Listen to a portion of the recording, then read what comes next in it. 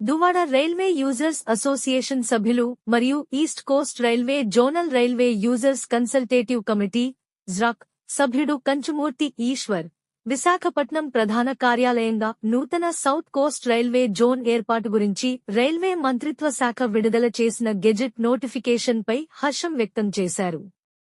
ఈ నిర్ణయం ఆంధ్రప్రదేశ్ రాష్ట్ర ప్రజలకు, ముఖ్యంగా ఉత్తర ఆంధ్ర ప్రాంత రైల్వే ప్రయాణికులకు ఎంతో కాలంగా ఎదురుచూస్తున్న ఒక చారిత్రాత్మక ఘట్టంగా నిలిచింది.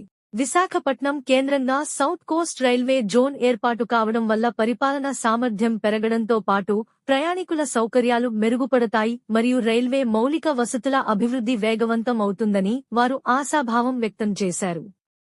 ఈ కీలకమైన డిమాండ్ను నెరవేర్చిన భారత ప్రభుత్వం మరియు రైల్వే మంత్రిత్వ శాఖకు సంఘం తరపున కృతజ్ఞతలు తెలియజేస్తూ నూతన జోన్ త్వరితగతిన అమలు చేయాలని ఆకాంక్షించారు.